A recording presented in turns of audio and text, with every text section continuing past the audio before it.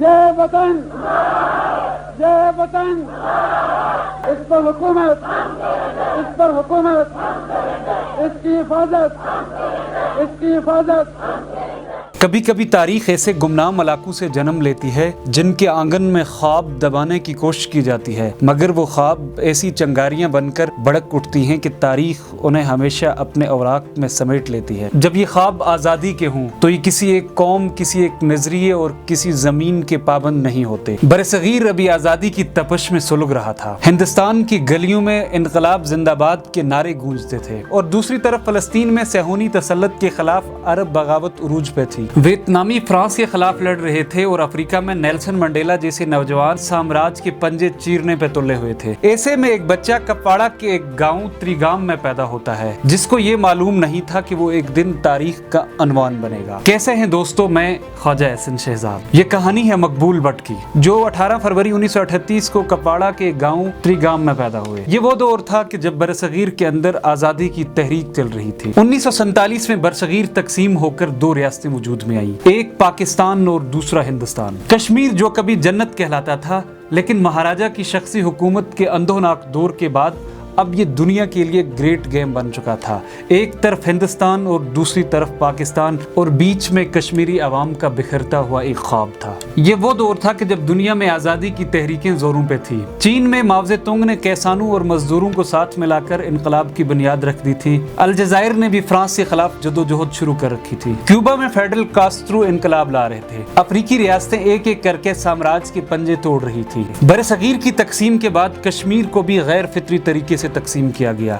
एक हिस्सा भारतीय ज़ेर इंतज़ाम कश्मीर और दूसरा हिस्सा पाकिस्तानी ज़ेर इंतज़ाम कश्मीर। मकबूल बट जिंदगी के इब्तदाई दौरानिया से इस गैर फितरी तकसीम से नालान थे। ऐसे में मकबूल बट जैसे नौजवानों के लिए ये सवाल मजीद अहम होता गया कि अगर अलजायर, वियतनाम और क्यूबा आज़ादी हासिल कर सकते हैं तो कश्मीर क्यों नहीं। रियासत में इस इंतशार, इज़्तिराब और बेचैनी की कैफियत की वजह से मकबूल बट ने जवानी के दौर में ही आज़ादी, गुलामी और बगावत के तस्वुरात को महसूस किया। भारतीय ज़ेर इंतज़ाम कश्मीर में 50 की दहाई में शेख अब्दुल्ला की गिरफ्तारी के सबब शदीद हंगामों की लपेट में थी और ऐसे में यहाँ आज़ादी पसंदों के लिए जमीन बिल्कुल तंग कर दी गई थी। भारत इनके नजरिए को कुचलने की हर मुमकिन कोशिश कर रहा था। भारत के खिलाफ जदोजहद करने वालों को जेलों में डाला जा रहा था। इन तमाम तनाज़ुर को देखते हुए मकबूल बट को एहसास हुआ अगर कश्मीर को आज़ादी दिलानी है तो इसके लिए एक मरबूत और मजबूत तहरीक की जरूरत होगी। इसके लिए इन्हें एक ऐसी सरजमीन दरकार थी जहाँ रहकर वो खुल के काम कर सके। इन तमाम तनाज़ुर को देखते हुए मकबूल बट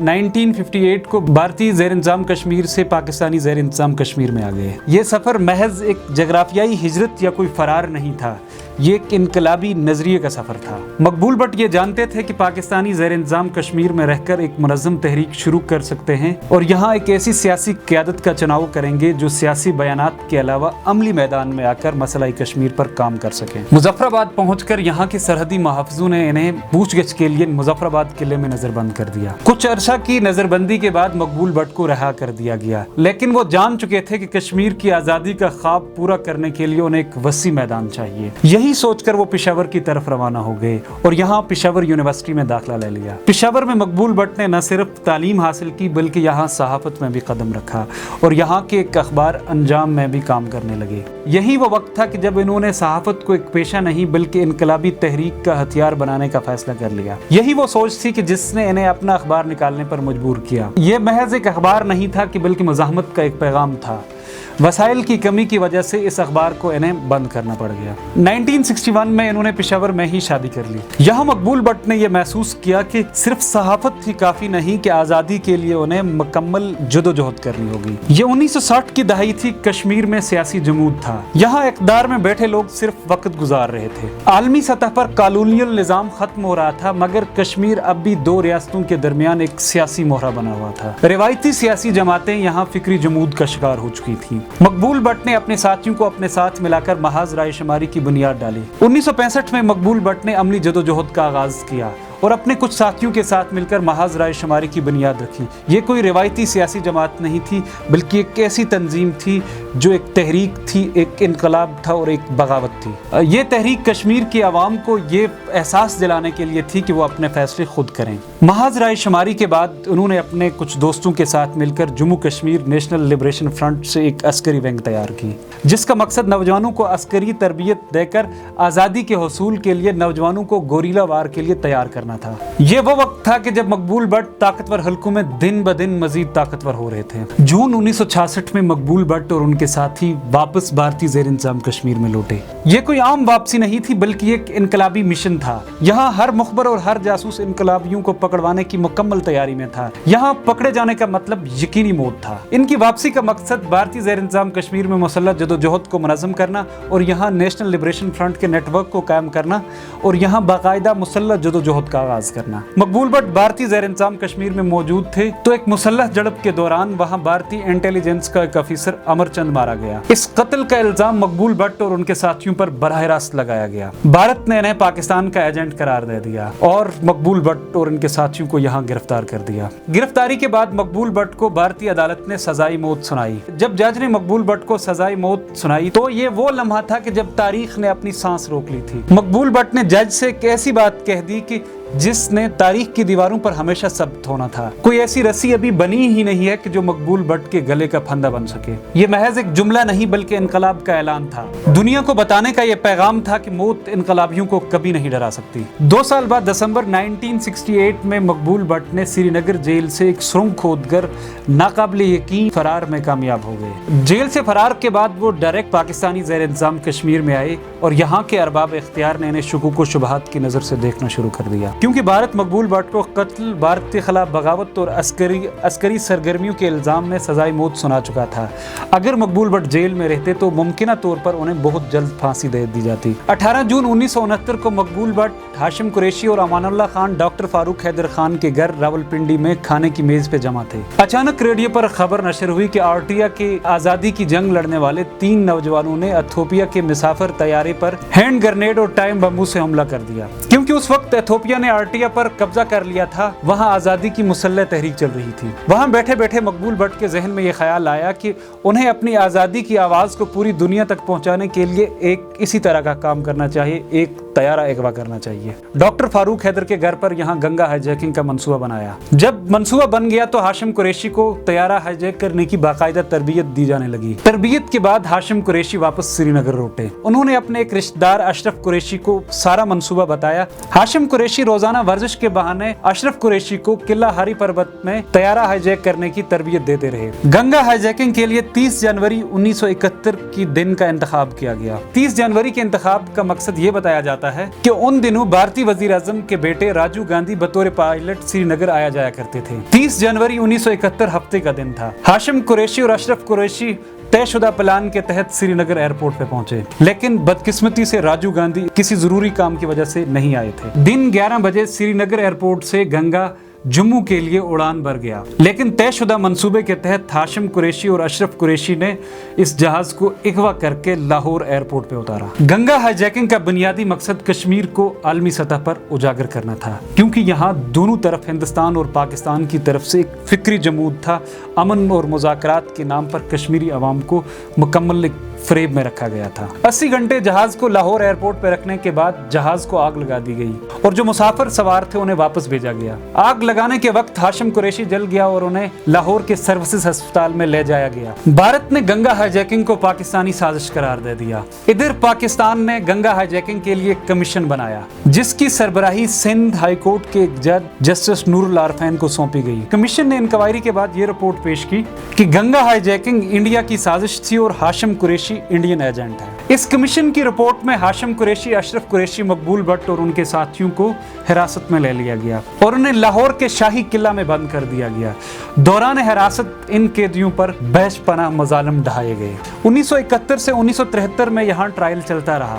تمام شہادتیں ریکارڈ ہوئی۔ ہاشم قریشی کو इस वाक़े का मरकजी मुलजिम ठहरा कर मजमूई तौर पर 19 साल की सजा सुनाई गई। मकबूल भट्ट, अशरफ कुरैशी और दीगर साथियों को रिहा किया गया। दुनिया के आज़ादी पसंद इनकलाबी रहनुमाओं को कहीं कत्ल कर दिया जाता था, कहीं कैद किया जाता था और कहीं दहशतगर्द कह के पुकारा जाता था। जनूबी अफ्रीका में नेल्सन मंडेला कैद थे, चे गवेरा अपनी नजरिए के लिए लड़ते लड़ते मारे गए, यासिर अरफात फलस्तीन में अपनी महकूम आवाम के लिए लड़ रहे थे। दुनिया के ये तमाम आज़ादी पसंद रहनुमा ये जानते थे कि आज़ादी की तहरीकों को दुनिया पहले दहशतगर्द तस्वर करती है, लेकिन जब यही आज़ादी की तहरीकें कामयाब होती हैं तो दुनिया इसे इनकलाब के नाम से जानता था।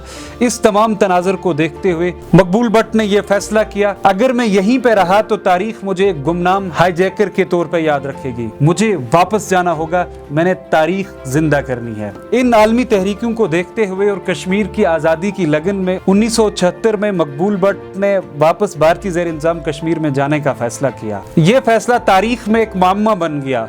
आखिर क्यों वो ऐसी जगह जाना चाहते हैं जहां पहले ही उन्हें सजाए मौत सुनाई जा चुकी है, जहां पहले ही वो जेल से फरार होकर इस पार आए थे। 1976 में मकबूल भट्ट जब दोबारा भारतीय ज़ेर इंतज़ाम कश्मीर में पहुंचे तो कुछ वक्त के बाद उन्हें फौरन गिरफ्तार कर लिया गया। ये गिरफ्तारी कोई आम गिरफ्तारी नहीं थी, बल्कि तारीख को दोबारा लिखने का लम्हा था। दुनिया की नजरें फलस्तीन, वियतनाम और जनूबी अफ्रीका पे थी, लेकिन कश्मीर में एक और तरह की कहानी लिखी जा रही थी।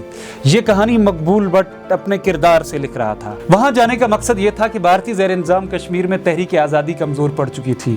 1971 में गंगा हाईजैकिंग के बाद वहां तहरीक काफी कमजोर हो चुकी थी। भारत इस तहरीक को मुकम्मल कुचल रहा था और लोगों में बहुत मायूसी फैली हुई थी। मकबूल भट्ट ये चाहते थे वहां NLF को दोबारा से मुतहर्रिक करके नए लोगों को यहाँ इसमें शामिल किया जाए, ताकि लोगों में मौजूद जो खौफ है उसको खत्म किया जाए और मुसल्लह जदोजहद की मुकम्मल तैयारी की जाए। भारतीय ज़ेर इंतज़ाम कश्मीर में मकबूल भट्ट को गिरफ्तारी के बाद श्रीनगर जेल से तहाड़ जेल में मुंतकिल कर दिया गया। मुजफ्फराबाद के किले से लाहौर के शाही किले तक, श्रीनगर की जेल से दिल्ली की तहाड़ जेल तक मकबूल भट्ट ने बेशुमार कैदोबंद की सूबतें जी ली। इन मसाइब और आलाम से दुनिया ये समझ चुकी थी ये तहरीक खालिसतन कश्मीर की आज़ादी की तहरीक है, और मकबूल भट्ट इसको समझाने में मुकम्मल तौर पर कामयाब हो चुके थे। अपनी फहमो फरासत और इल्मी दानिशमंदी के सबब मकबूल भट्ट दिल्ली के तहाड़ जेल में कैदियों में बहुत जल्द मशहूर हो गए। इस बात का सबूत तहाड़ जेल के एक साबिक अफीसर सुनील गुप्ता अपनी किताब में लिखते हैं कि मकबूल भट्ट न सिर्फ कश्मीर के एक अलहदगी पसंद रहनुमा थे, बल्कि वो एक अजीम दानिश्वर इंसान थे जिनके साथ सुनील गुप्ता अपनी अंग्रेजी बेहतर करने की मशक किया करता था। तहाड़ जेल में किसी जेल के अमले या किसी कैदी को अगर कोई परेशानी होती तो मशावरत के लिए मकबूल भट्ट के पास चले जाते थे। 6 फरवरी 1984 को भारतीय सफारत खाने के एक सीनियर सफारतकार रविंदर महात्रे को लंदन में अगवा कर दिया गया, जो उस वक्त लंदन में डिप्टी कमिश्नर के तौर पर काम कर रहे थे। महात्रे का अगवा जम्मू कश्मीर लिबरेशन आर्मी नामी एक तंजीम ने किया था, जो एक अलहदगी पसंद ग्रुपों में से एक थी। अगवाकारों ने इंडियन गवर्नमेंट से ये मुतालबा किया कि मकबूल भट्ट को फौरन रिहा किया जाए। इंडियन गवर्नमेंट की तरफ से जब मकबूल भट्ट को रिहा नहीं किया गया तो इसी तंजीम ने महात्रे को गोली मारकर कत्ल कर दिया। इंडियन गवर्नमेंट ने सियासी इंतकाम के तौर पर मकबूल भट्ट को रातों रात फांसी देने का फैसला कर लिया, लेकिन मकबूल भट्ट को महात्रे के इस अगवा केस से कोई तल्लुक नहीं था। वो एक दूसरे केस में यहाँ सजाए मौत काट रहे थे। मकबूल भट्ट ने कहा कि मुझे एक ऐसे जुर्म में सजा दी जा रही है जो मेरी जेल से करीबन 7000 मील दूर वाक़ हुआ है। मकबूल भट्ट की फांसी से कबल तहाड़ जेल जाने वाली हर सड़क को ब्लॉक कर दिया गया, हर रास्ता बंद कर दिया गया, दफा 144 का नफाज किया गया, पूरा इलाका एक किला बन गया। भारतीय इंटेलिजेंस अदारे को यह खदशा था कि कोई हेलीकॉप्टर ऊपर से न आए और हमला करे और मकबूल भट्ट को तिहाड़ जेल से निकाल के न ले जाए। इस बारे में सुनील गुप्ता एक साबिक जेल ऑफिसर हैं, वो लिखते हैं कि इन दिनों एक हॉलीवुड की एक फिल्म आई थी जिसमें हेलीकॉप्टर की मदद से कैदियों को बचाया जाता था। भारतीय इंटेलिजेंस ने सुनील गुप्ता और दीगर जेल के अमले को मुतनब्बा किया कि मकबूल भट्ट को भी इसी तरह से बचाया जा सकता है। मकबूल भट्ट की जिंदगी के आखिरी दिन एक सिख मजिस्ट्रेट को बुलाया गया और मकबूल भट्ट को कहा गया कि वो अपनी वसीयत लिखवाए। मकबूल भट्ट ने वसीयत लिखवाने से इनकार करते हुए वसीयत रिकॉर्ड करवाई, लेकिन इस वसीयत को पब्लिक नहीं किया गया। 11 फरवरी 1984 को आखिरी बार उन्होंने नमाज अदा की, चाय पी और फांसी के फंदे की तरफ चल पड़े। मकबूल भट्ट ने बड़े एतमाद और यकीन के साथ मौत को कबूल कर लिया। तहरीक आज़ादी कश्मीर में मकबूल भट्ट की जलाई गई शम्मा हमेशा के लिए ताबिंदा रहेगी। जिस तरह मकबूल مقبول بٹ کو پھانسی دی گئی، اس پر بہت سے سوالات اٹھے۔ مقبول بٹ کے وکیل عارم طفیل کے مطابق جب ذیلی عدالت میں سزائے موت سنائی جاتی ہے تو حکومت اس کی توثیق کے لیے ہائی کورٹ سے تصدیق لیتی ہے، لیکن جب مقبول بٹ کے وکیل نے سپریم کورٹ سے یہ تصدیق نامہ مانگا تو وہاں پر یہ تصدیق نامہ نہیں تھا، ہائی کورٹ کی طرف سے کوئی تصدیق نامہ نہیں تھا، ان کے ڈیتھ ریفرنس پر جج کے دستخط نہیں تھے۔ بھارتی قانون کے تحت ملزم کو قانونی مکمل دفاع کا حق حاصل ہے، لیکن مقبول بٹ کے وکلا کو مؤثر طریقے سے دفاع کا موقع نہیں دیا گیا۔ ان پر بھارتی انٹیلیجنس آفیسر امر چند کے قتل کا الزام تھا، لیکن اس کیس میں کئی کمزوریاں تھیں جن کو مکمل طور پر نظر انداز کیا گیا۔ مقبول بٹ کی سزائے موت کو قانون کے بجائے انتقام کا نشانہ بنایا گیا۔ مقبول بٹ کی پھانسی کے بعد ان کے جسدی خاکی کو ان کے اہل خانہ کو نہیں دیا گیا، بلکہ تہاڑ جیل کے اندر ہی دفنایا گیا۔ بین الاقوامی قانون کے تحت کسی بھی قیدی کے اہل خانہ کو اس کی میت دینے کا حق ہوتا ہے، لیکن مقبول بٹ کے معاملے میں اسے یکسر نظر انداز کیا گیا۔ مقبول بٹ کی پھانسی کے بعد قانونی اور انسانی حقوق کے اداروں اور کشمیری عوام نے اسے عدالتی قتل قرار دے دیا کہ ان پر ایک غیر شفاف مقدمہ قائم تھا۔ ان خلاف ورزیوں کی وجہ سے کشمیر میں مسلح جدوجہد کی تحریک مزید تیز ہوتی گئی۔ 1984 میں مقبول بٹ کی شہادت کے بعد مسلح جدوجہد کو مزید تقویت ملی۔ ان کی قربانی کے بعد 1989 میں کشمیر میں آزادی کی تحریک نے شدت اختیار کی۔ شہادت کے بعد مقبول بٹ کشمیری عوام کے لیے آزادی کی علامت بن گئے۔ کشمیری انقلابی تنظیموں نے انہیں اپنا انقلابی رہنما تسلیم کیا، ان کی قربانی کو مشعل راہ قرار دیا۔ مقبول بٹ کی شہادت نے کشمیری عوام کو مزید مستحکم کیا، ان کی قربانی نے آزادی کے جذبے کو مزید تقویت دی۔ مقبول بٹ کو 1984 میں پھانسی دینے کے بعد یہ داستان ختم نہیں ہوئی، یہ خواب ادھورا نہیں رہا۔ مقبول بٹ مرا نہیں، یہ ہر اس نوجوان کی آنکھ میں چمکتا ہے جو آزادی کے لیے خواب دیکھتا ہے، وہ ہر اس دل میں زندہ ہے جو آزادی کے لیے دھڑکتا ہے، کیونکہ انقلابی مرتے نہیں، تاریخ بن جاتے ہیں۔ مقبول بٹ مرا نہیں، ایک تحریک میں تبدیل ہو گیا۔ آج 41 سال گزرنے کے بعد مقبول بٹ کو ریاست جموں کشمیر کے طور ارض میں ان کی اس قربانی کو خراج تحسین پیش کیا جاتا ہے، اور 11 فروری کے دن کو یوم عزم نو کے طور پہ منایا جاتا ہے، اور یہ عہد کیا جاتا ہے کہ مقبول بٹ کی جلائی ہوئی شمع کی روشنی میں کشمیر کی آزادی کے لیے اپنی تن من دن لٹائیں گے۔ مجھے دیجیے اجازت، اللہ نگہبان۔